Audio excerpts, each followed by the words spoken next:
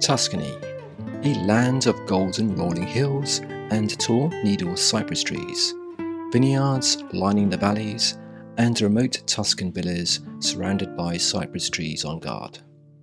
These are associated with the famous region of Italy located in the central area. While most tourists flood to the famous bustling tourist trap hotspots of Florence and Pisa, Tuscany has so much more to offer the inquisitive visitor.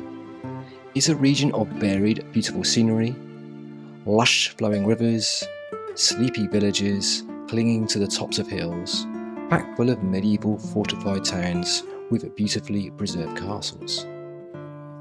Many of these towns are a delight to wander through with narrow cobbled streets and beautifully preserved medieval walls.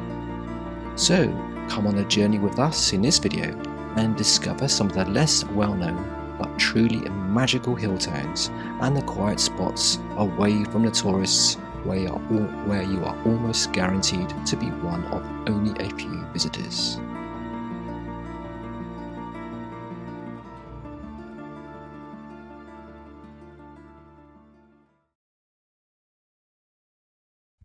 Volterra, one of the hidden gems of Tuscany. The charming hilltop town of Volterra is a classic fortified town with amazingly preserved medieval buildings. The entire town is like a medieval museum. The stunning city gates are as impressive now as they were when they were built and still in amazing condition. Even the original medieval door is present, with a large door knocker. Passing through the gates, the visitor is immediately given the chance to lose themselves in an almost endless maze of cobbled medieval streets, stone-high buildings, all going off in each direction.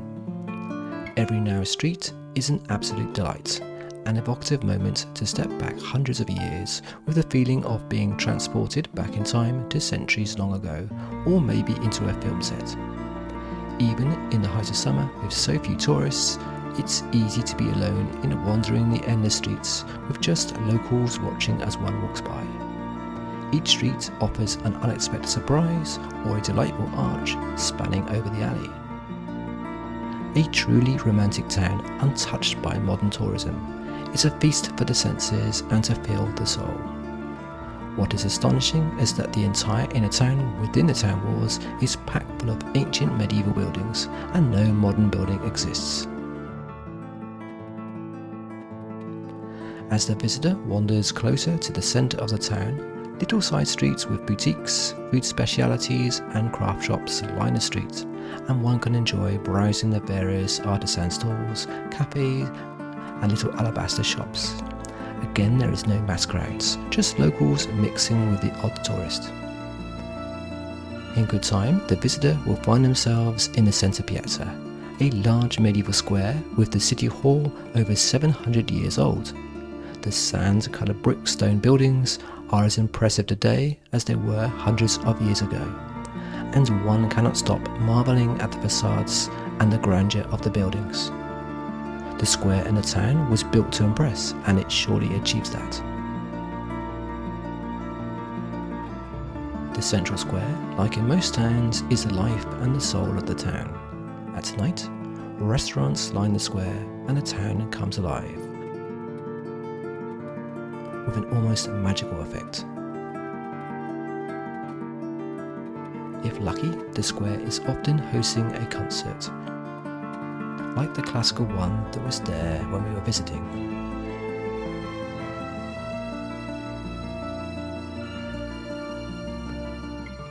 It's such a shame to leave the town. It's one of the best medieval towns in Tuscany and will make an impression on anyone who visits. Guardistallo. The pretty town of Guardistallo was originally built as a Lombard castle. With pretty pastel painted buildings, the town is beautifully kept, clean and full of little decorations and plants. And although not large, and with just a few streets, it's still a pleasant walk through the quiet town with no tourists and delightful vegetation. Little courtyards of plants, flower boxes are common in the doorways. It's a small town that feels lived in by locals, untouched by tourism, with washing hanging out to dry and flapping softly in the wind. The streets are empty, so one explores them alone, with just local cats lazing in the summer heat in the doorways. Just the gentle sound of a wind chime being blown by the breeze breaks the silence as the narrow streets and alleys continue further away from the centre. Outside the town walls, more modern buildings are sympathetically juxtaposed with the ancient wall opposite, and at the edge of town, vast vistas over the valley below await. Casale Marittimo. The charming medieval little town of Casale Marittimo sits on top of a hill overlooking the Sienna river valley, just 12 kilometers from the coast. The settlement is over 1,000 years old, along with most of the towns in the area. The stone and terracotta medieval buildings, like the clock tower, form a part of the original castle that has now been merged into the urban fabric of the town, along with the half-circle town walls. The centre of the town is delightful, with pretty flower boxes decorating the little restaurants. Again, with virtually no tourists and visitors in the town, it's a sweet little town.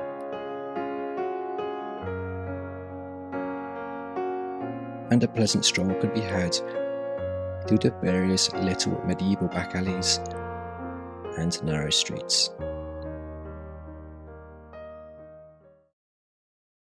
San Gimignano, a UNESCO World Heritage Town with its ancient tower blocks, is unique in Tuscany and in the world.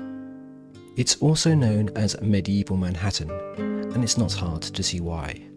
In its heyday, there were over 65 towers, but the local bully in the region, Florence, ordered that the towers get pulled down, and only 13 remain today. High buildings were the in-demand real estate of the medieval times. Each wealthy resident wanting to build a tower higher and grander than their neighbour so that they could look down upon them. As a visitor to the town, one will spend the day with the head tilted upwards, constantly in awe of the height of the towers. Magnificent arches span over the alleyways below, allowing the rich residents to move from one tower to the other without going into the streets below. The town is popular with tourists, but still not as heavily visited as the more famous Pisa and Florence. Also of note is the particularly striking and amazingly preserved frescoes, which is popular for good reason, but an essential visit while in the town. Nozanno is an almost forgotten little village, untouched by tourists. As soon as one appears at the town gates, a towering castle looms down. The height of the keep and the tower is almost dizzyingly high, built to impress, and it certainly does that. Around the castle is just a small ring of houses with a tiny street, so guaranteed to be the only visitor in the village. While the castle is closed to visitors as it's desperately needing renovation, for just a few euros, a local enthusiast will meet you at the castle for a personal tour. Simply magical. Castellina in Chianti. This tiny town is in the heart of the Chianti wine producing region, and although mainly just one street, it's quite cute nonetheless. The castle has been incorporated into the main key town buildings, but one really unique highlight of this town is a tunnel that proceeds through the castle walls. As one walks down this vaulted tunnel, there are attractive restaurants and little dwellings inside the tunnel. It's a bit like a town of troglodytes. It's a fascinating few minutes exploring through the tunnel, and has a real feel of being transported back to medieval times. So this town is recommended for a quick stop if passing through the area. Siena. Majestic, proud and opulent are words to describe medieval Siena, one of the more popular destinations in Tuscany. The huge medieval square dominates the town and has the biggest draw, and for good reason. The majestic facades of the grandest buildings surround the square. It's also known due to the horse race that takes place twice a year in the square, and was also featured with James Bond in Quantum of Solace. The star of the square is the City Hall, adorned with majestic statues and a pretty high and ornate clock tower. The other attraction in the square is the main city fountain, lined with beautiful statues. Having no source of natural water was a problem in medieval times, and the clever engineers had to build a network of tunnels under the city to provide a water supply. Hence the name of the fountain, Joyous Fountain, as joy was the first emotion the citizens felt when they had fresh water for the first time. A short walk from the main square is the striking cathedral with its black and white stripes, almost like a zebra. The front is an impressive opulent display of medieval craftsmanship at its finest. Beautiful statues, gargoyles and intricately woven columns. San Donato is a sweet little medieval town completely unknown to tourists. We discovered it by chance while driving through. It is an interesting history, as back in medieval times it was the last stop on the Florentine border before entering the Republic of Siena. In medieval times it was used as a currency exchange town for the merchants and travellers between Rome and Florence. It is a pretty stone village, immaculately preserved and spotlessly clean, and well maintained by the citizens. The medieval flags flying on all the buildings adds colour and vibrancy, and reminds us of medieval knights and jousts of old. The main piazza has an octagonal well that has been used as the town's water source for centuries. Often the houses are decorated with plants and flowers, and often little courtyard gardens appear beautifully kept. The little alleyways and side streets are peaceful and empty. So it's guaranteed that any visitor will be exploring the town alone. Its medieval streets are interspersed by little piazzas. The citizens of the town are proud of their town's heritage, and it very clearly shows. It is very much a town that feels lived in, alive and unspoilt, and certainly untouched by tourism. And quite often the back streets have little walkways over the street with hanging plants that adds a real charm. A charming little town, and one of our favourites on our trip. Colle di Val d'Elsa. This medieval town name means Hill of Elsa, which is the name of the river valley it's located in. The entrance of the town is lined with impressive 16th and 17th century noble houses for some distance. Each house is grand and tall, with huge ancient wooden doors. They certainly show the status of those who used to live inside. These houses lead to the main piazza, the oldest part of the town. It is here where the castle is located, which is the main focus of the square. In addition is a really ancient fountain used to bring water to the town for centuries, and still in a well-preserved condition. From the main square, there is a number of narrow medieval cobbled streets, which is lovely to explore. Once again, being a town not on the tourist trail, the streets and the alleyways are free of tourists and so quiet. Even the footsteps as one walks down seems to echo around the buildings. So it's guaranteed to be exploring on one's own. Alleyways lead to more alleyways, and even little tunnels that go under the buildings and emerge on another street. Or sometimes arches span over the alley covered in plants or flowers. Occasionally there is a curious decoration on the side of the streets, simply adding to the interest. Or maybe an unusual door knocker, or window ledges. Towards the centre of the town, there are some beautifully ornate buildings with frescoes showing the wealth of the original occupants. Finally, one will hardly fail to notice the impressive clock tower standing proud in the main piazza. Colle di Val is a delightful little town which we discovered by chance while driving through, but recommended for a visit if one is in the area.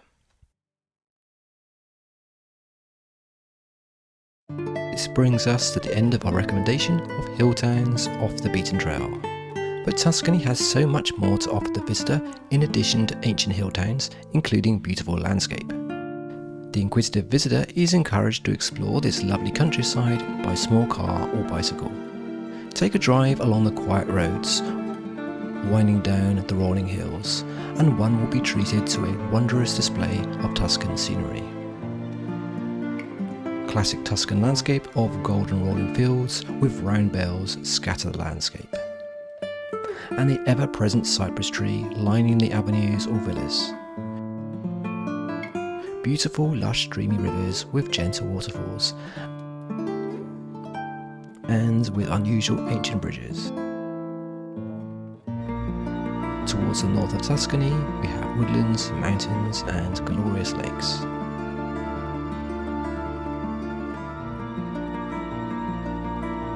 So, I hope you have enjoyed your journey with us through unspoilt towns and of the countryside of Tuscany, and I hope to see you soon in another episode of Off the Beaten Path.